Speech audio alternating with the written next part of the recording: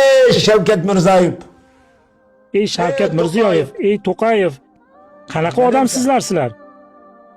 Sen bilancha iqtidorlik hokimiyat egasi bo'lish. Sen iqtidorga kelib boshqaruvni qo'lingga olishing mumkin, ammo bu tuproqlarni va xalqni Xitoyning tahlikasiga tashlab qo'yishga haqqing yo'q. Xitoyning tahlikasiga etishing haqqing yo'q. Bu dahshatli narsalar. Bugunga kelib nima qilyapti desangiz, insonning bir xalqning ikki qadrli narsasi bo'ladi. Biri uning dini, aqidasi. Ular shunga hujum qilyapti. Buni hujum qilganligida. Qur'oni Karimni buzish, yo'q qilish, undan keyin ayol qizlarimizga tajovuz qilishi, erkaklarni solab, erkaklarni qamab, ayollarni Xitoyga qo'shib qo'yishi. Xitoyni ichirib qo'yganlik. Xitoy demak, Xitoy degani najas degani. Najas bular. Qur'onda tilga olingan najas shular bo'ladi. Shu Xitoy. Qur'onda tilga olingan kofir mana shu Xitoy bo'ladi. Qur'onda tilga olingan mushrik mana shu Xitoy.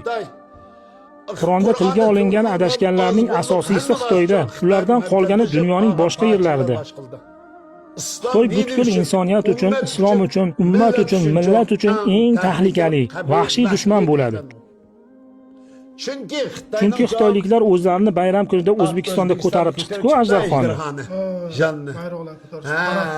Ay, chag'anda. Paradlar o'tkazdi-ku, mana shu bosib bo'ldik degan gap bu. Ishg'ol qilib bo'ldik degan gap bu. U ajdaho nimani anglatadi deganda 3 narsani yig'indisi. Chayonning, ilonning, ajdahoning boshi. Bu shunday ramziy ma'noga egaki, biz hammani chaqamiz, hammaga zaharli nishimizni uramiz degani bo'ladi. Hammadan zaharlik nishlarimizni uramiz degan bo'ladi. Biz hayotdagi har qanday narsani dushmanimiz.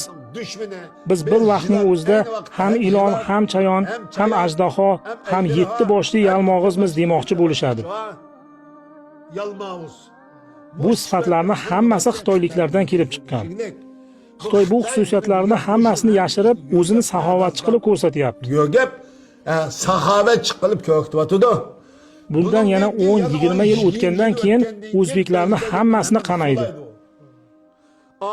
Olimlarni qamaydi, siyosatchilarni qamaydi. Qirg'izistonda ham, Qozog'istonda ham shunday. Turkmanistonda ham, Tojikistonda ham shunday qiladi. Shunday xatar bor. Shuning uchun hamma O'rta Osiyo siyosiy rahbarlarini birdek ogohlantirishimiz, Xitoy ularning davlatining, insoniyatning, din va dindorlarning, islomning, barcha ummatning, barcha millatning umumiy dushmani, azaliy va abadiy qabih dushmani. Shu dushmanni yaxshilab tanib olish va shunga qarab muomala va munosabatda bo'lishini tavsiya qilamiz.